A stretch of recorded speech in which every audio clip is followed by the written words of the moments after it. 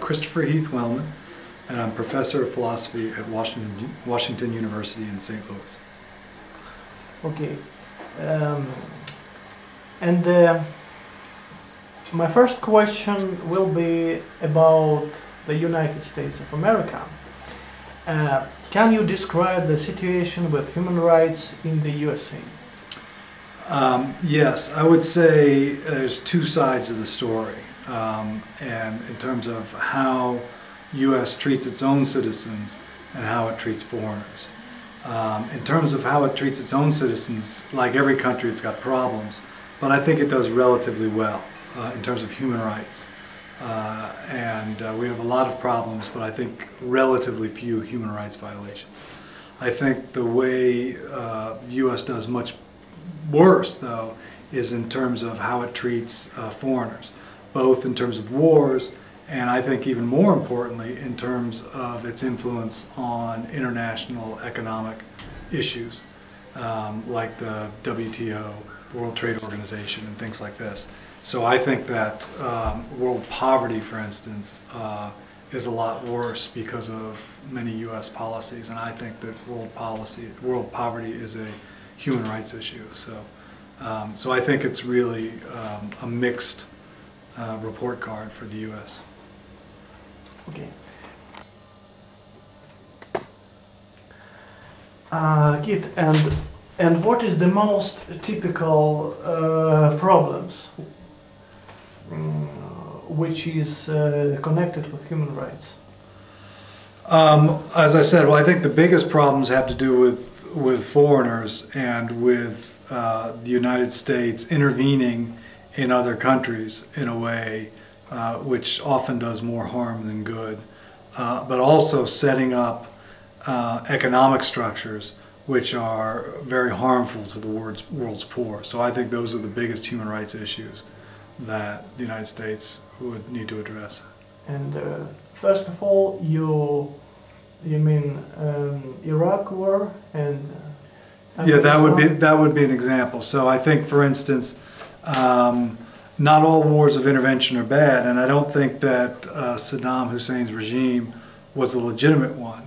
But I don't think that the United States did enough research into what the likely causes of the intervention would be and how costly it would be to innocent civilians in Iraq, for instance. I think the jury is still out on Afghanistan, but it's certainly not going terribly well. And I think that if the U.S. were as respectful of human rights worldwide as they ought to be, they'd be much more careful about their policies, both military and economic. And American government feel a responsibility for world crisis, economic crisis? It's not clear. I think that in terms of politics, what the politicians are most responsive to are the domestic economic crisis. And I think they're much less responsive and interested in the international economic meltdown. And I can't speculate on how much the United States feels responsible for its policies which have affected other developed countries. But I certainly think that even if they do, my bigger concern is the U.S. policies which have effect upon the developing countries. And I think the politicians are very unresponsive to those issues. But still, American economy still forced, strong, the strongest economy maybe in the world. I think so. I mean, it depends how you, I mean, the American government is borrowing an enormous amount of money from China. So it's getting less strong and China's getting much stronger. But I think by a lot of measures, the U.S. economy continues to be the strongest. Okay, and then would you share your opinion about contemporary racism in America? Yeah, I think it's an ongoing problem. It's very discouraging how little progress has been made and how slowly progress is being made. That said, I think it's an enormous victory that Barack Obama was recently elected president. And I think that is going to do an enormous amount to improve race relations. I think that there are certain figures that transcend color. And typically these have been athletes, like, or artists or actors or things like this, like Michael Jordan or Tiger Woods, such that after a while they're appreciated and people aren't sensitive to the color of their skin.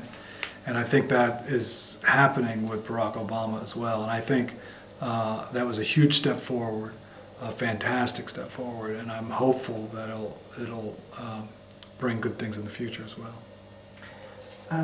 As for movement Ku Klux Klan, is it popular now? I can't speculate. I certainly wouldn't say it's popular, but I don't know, how marginalized it is or how much of a fringe factor it is. I think that it's certainly,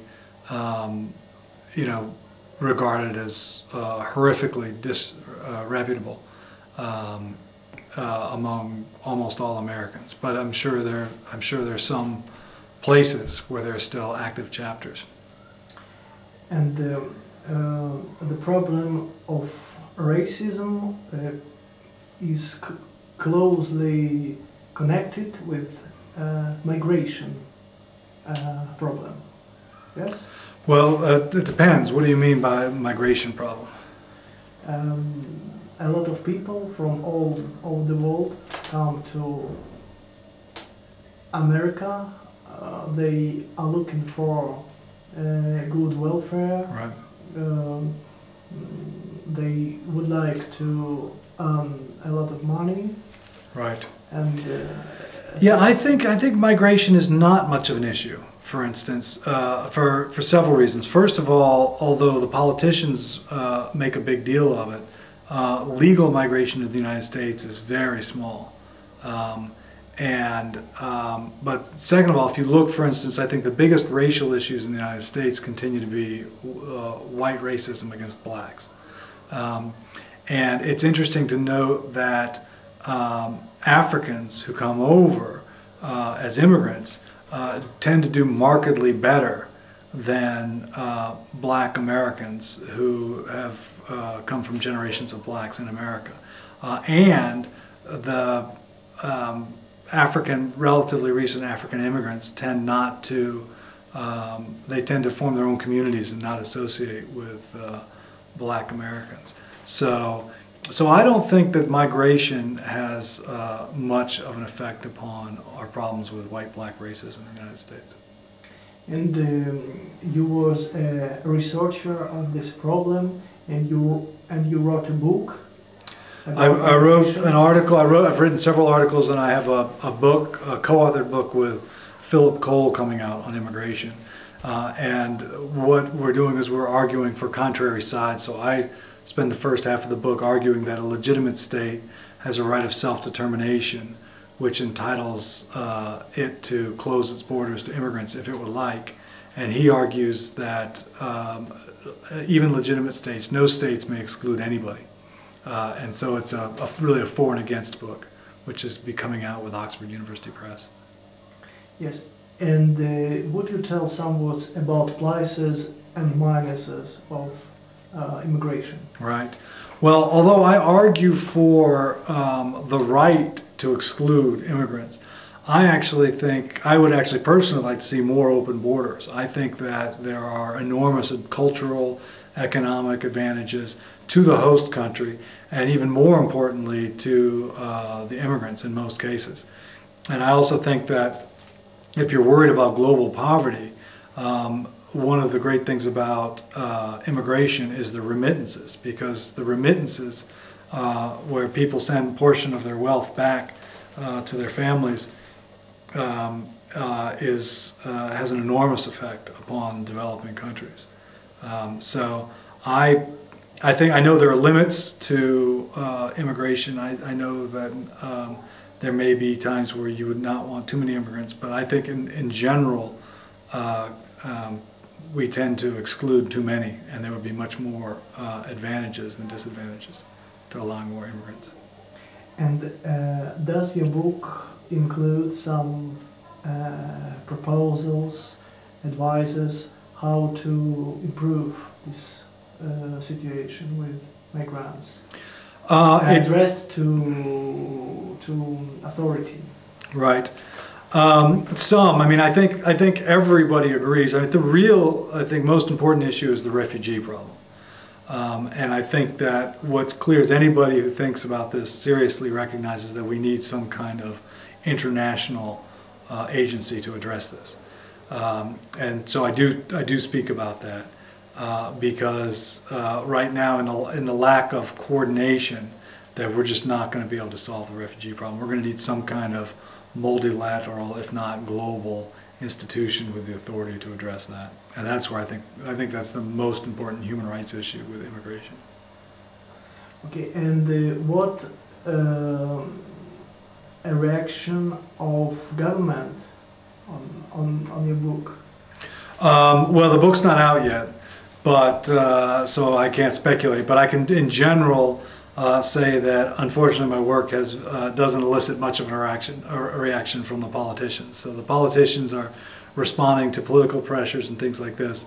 I don't think they're reading much political philosophy, and they're certainly not reading my work very often. So. And academic community can't influence to politicians. Sometimes, but tends not to be an enormous amount of influence, right? So the things that influence the politicians are voters and money, and the ideas in the academy, unfortunately, have very little influence. And, what is the most painful human rights problem in the USA? Well, depending if you think it's a human rights problem or not, I think that domestically the biggest issue is the growing divide between the rich and poor. And one thing which politicians have been trying to address of late is, for instance, health care. So there are people who are gainfully employed, who have jobs, and still can't afford insurance for their health care. So I think that obviously there are some people who are in absolute poverty in the United States, but that's, in terms of just numbers, the bigger problem is people who are working and working very hard, but they get so little that they can barely make ends meet. But I've heard that new president of the USA promised to solve this problem and to make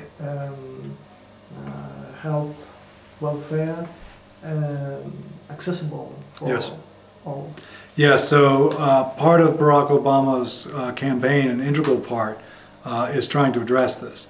And he wasn't able to do everything that he hoped, but there is a sweeping new health care legislation. And it's unclear how much of an impact it's going to have, but many people are hopeful that it's an important step forward.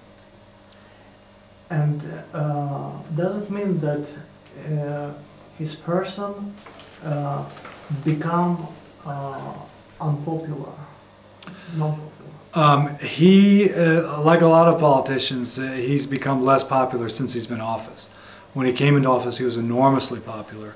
But he came in with all the economic turmoil, with the two wars going on in Iraq and Afghanistan, and so he's had a lot on his plate, and he has not been able to accomplish as much on his agenda, I think, as a lot of people hoped. Of course, his enemies dislike the fact that he's been able to accomplish anything, but in any event, he's considerably less popular than he was, and in part because of the health care plan. America is a destination country of human trafficking. Is it enough government's efforts to solve this problem? Yeah, I don't know what you mean by trafficking. You mean human smuggling? Or what do you mean? I mean prostitution, right. Organs. Right. Yeah, I think that's it's an issue. I don't know how sweeping it is, and I also can't say much about what the government's doing.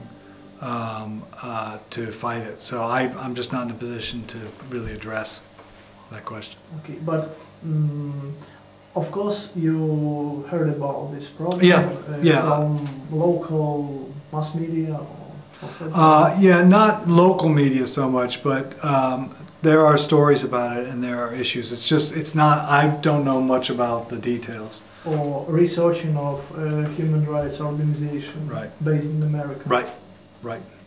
Okay. And what is the role of the USA in a world policy? Can you describe negative and positive sides of US influence? Well, I think it has both positive and negative things. I think that the U.S. has done a lot to promote the international human rights movement over the decades. And I think it's done a lot of good, but I think it's also done a lot of harm. And I think that people believe that a lot of times when the U.S. does things internationally under the banner of human rights, it's actually because of U.S. self-interest. And so I think you're right to point out that there are two sides to the coin, because the U.S. has been a leader of respect for rights, but it's sacrificed in a lot of ways, but its record is far from unblemished. And I think, for instance, the war in Iraq has done much to hurt its credibility. And what Americans think about war in Iraq? Do they justify this intervention? I think many now believe it's a mistake. I wouldn't guess as to exact numbers or percentages. I think that virtually everyone recognizes that the initial justification for going in, which weapons of mass destruction, is not a good argument. And the question instead is, it's going to have to be a long-term question about what kind of stable democracy, if any, is produced in Iraq. So I think almost nobody thinks it was justified for the reasons it was initially claimed, but some still hope that good will come out of it. And does America stay an open and democratic society? Does a real democracy still exist in the U.S.? I would say yes and no. So I mean, it is a real democracy, and people can be mobilized, and people can vote, and people, you don't have to fear anything. So I think it's a real democracy, but it's far from a perfect democracy. A lot of people don't vote because they're apathetic, and because they think that people with the money make all the decisions, and because of campaign financing, people are able to contribute an enormous amount to campaigns, and that has a huge influence. So it's far from an ideal democracy. I don't think anyone thinks that, but I would say it's a real democracy. I think that part of the reason why people are so apathetic is because things are relatively good, and if things got bad enough, you'd see higher political turnout and I think more active citizenship. And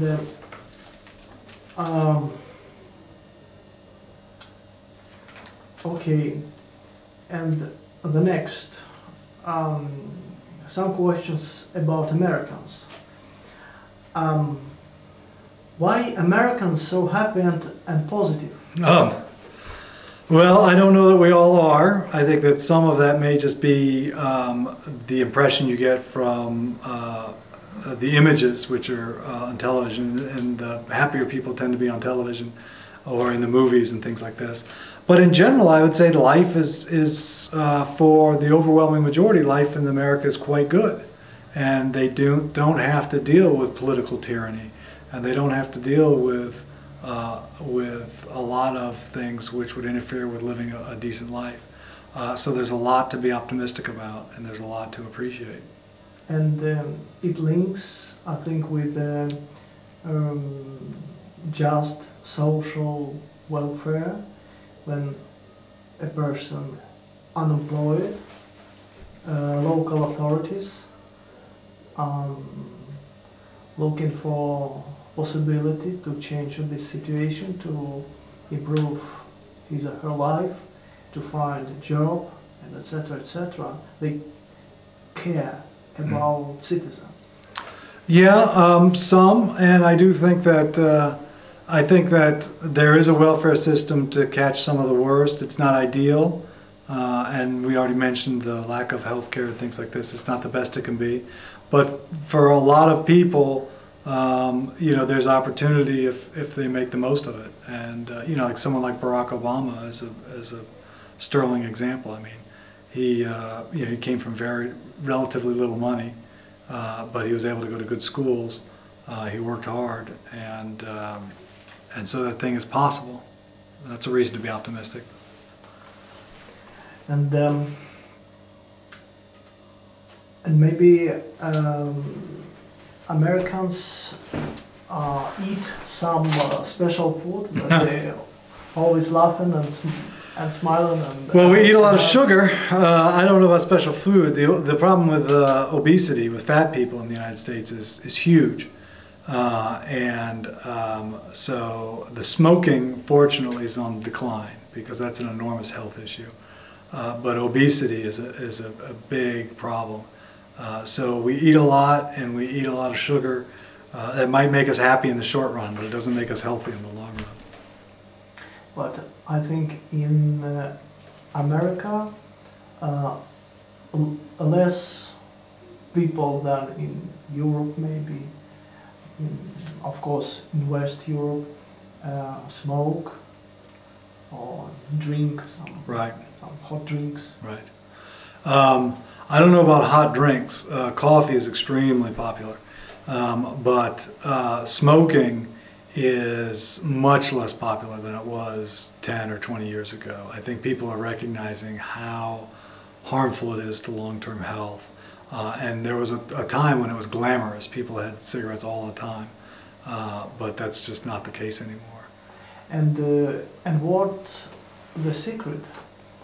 How can authority or civil society could change the situation? I think that there's been a recognition of the health costs, both in terms of personal sickness and in terms of just paying for all of the procedures that are connected with it, which have mobilized the politicians to put pressure on the tobacco companies.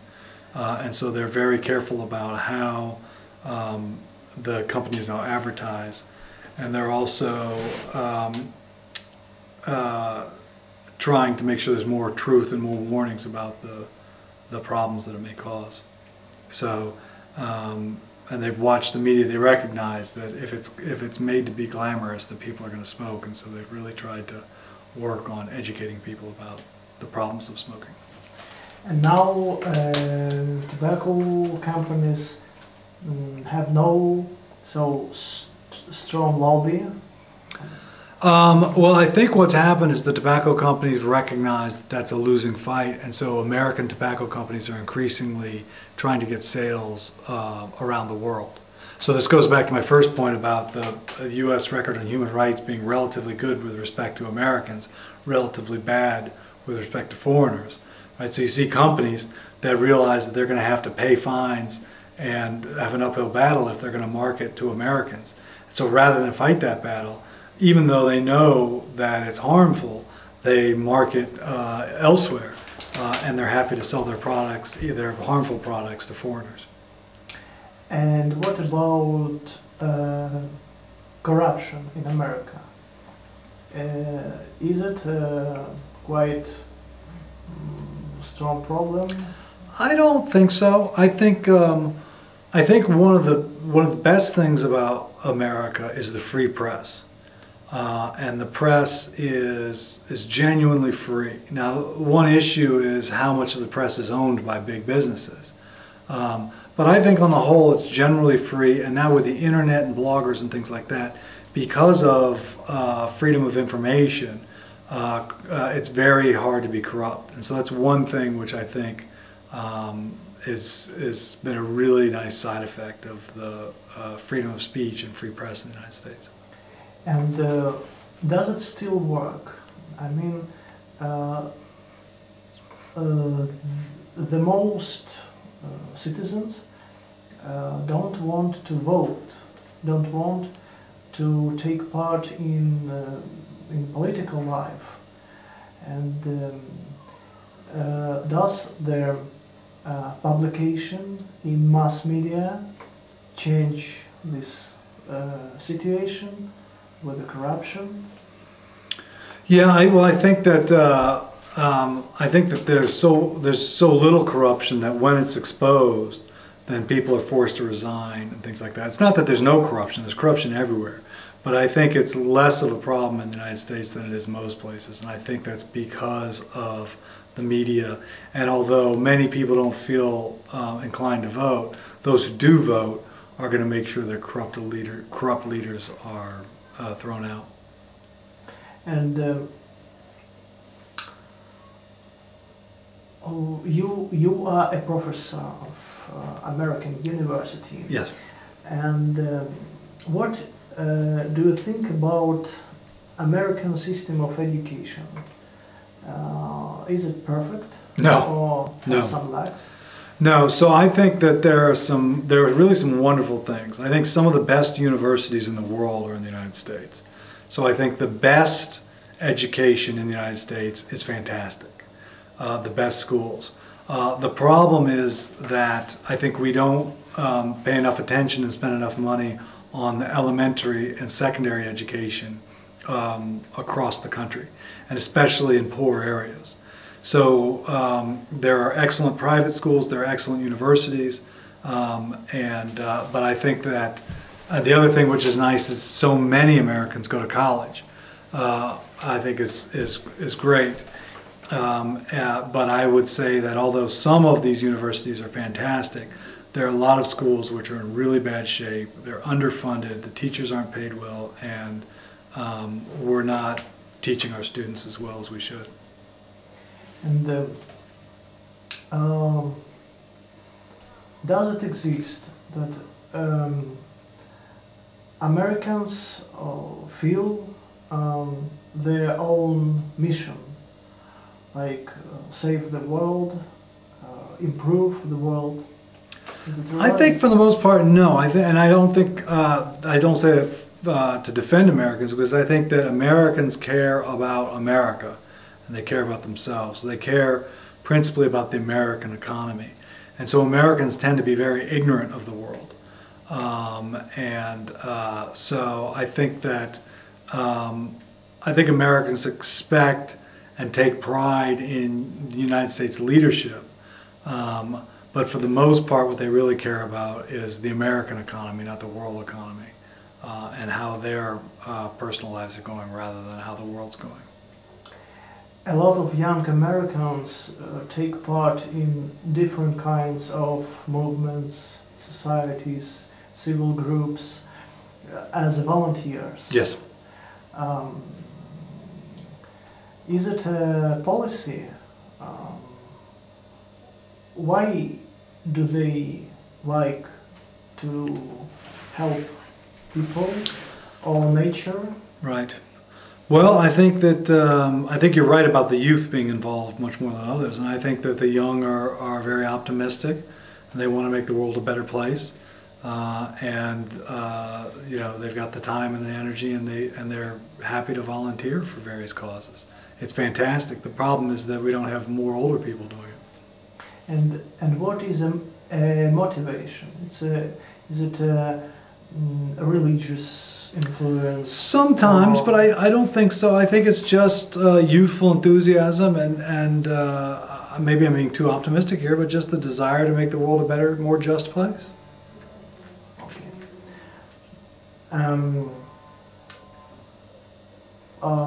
What is the common between Americans and Russians? What different?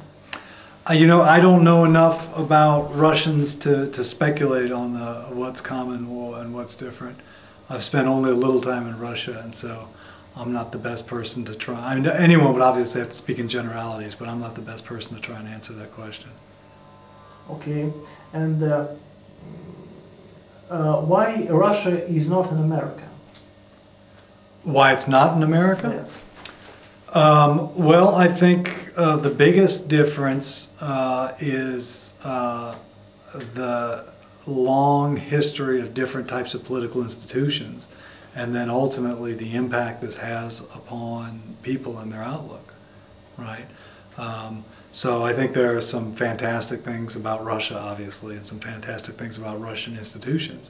But I think the political institutions for generations, for decades, right, were very, very different. And this shapes people very differently and gives them, you know, different priorities and different freedoms and different interests. So that would be my guess. And you know, of course, about high level of corruption in Russia, and it's a part of system. Bureaucrats employ their children in their working place, helping them to avoid real social just competition. And is in America the same situation? In some ways it is. It's not as blatant. So it wouldn't be bureaucrats hiring their children, because that wouldn't be allowed.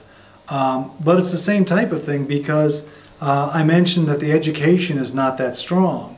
But the wealthy people can afford to send their children to the better schools. And the wealthy people invest in their children's education. And then your prospects for advancement in the United States depend very much upon your education.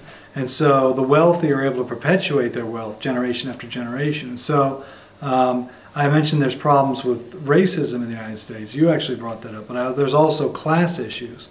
And so in general, although wealthy people typically don't give jobs to their children, they do put their children in a position where they've got an advantage over less wealthy children. And what does it mean to be an American? I don't know. I think that anything I would say would be speculative. I think that one of the nice things about being American, being in America, is that you're free to be so many different ways and to have so many different ideas and religions and things like this. So maybe one of the best things is that there's so little that's required to be an American, because there's so much room for diversity. And what does it mean to be a philosopher? Well, I think it's not to have a job in philosophy. I don't think it's a professional thing. I think it's to be in love with ideas, to take arguments very seriously, to lead a very reflective, contemplative life, and to be constantly questioning yourself and others and authority and arguments. That's what I would say. And what does it mean to be an American philosopher? I don't know that there's anything distinctive about being an American philosopher as opposed to a philosopher anywhere else. There are different traditions, obviously, and Americans tend to be in the analytic rather than the continental philosophy tradition, so they tend to be relatively rigorous philosophers. But I don't know that there's anything distinctively about American philosophers. Yes, and I would like to come back to your definition of human rights. And human rights are individual moral rights to the protections generally needed against the standard and direct threats to leading a minimally decent human life in modern society. And what minimally decent human life? What do you mean? Well, I mean it's a life where you are minimally decent human life is a life where you're not struggling and not worried about the necessities and so that you have secure access to what you need in order to feed yourself, clothe yourself, take care of your children, and so you have time for human activities, human reflection, human enjoyment, things like this. It seems to me that if you don't have those things, your life is maybe worth living, but it's barely so. Okay, thank you very much, Kit, for your interview. Oh, thank you. It's been a pleasure. Thank you. Okay. Was that okay?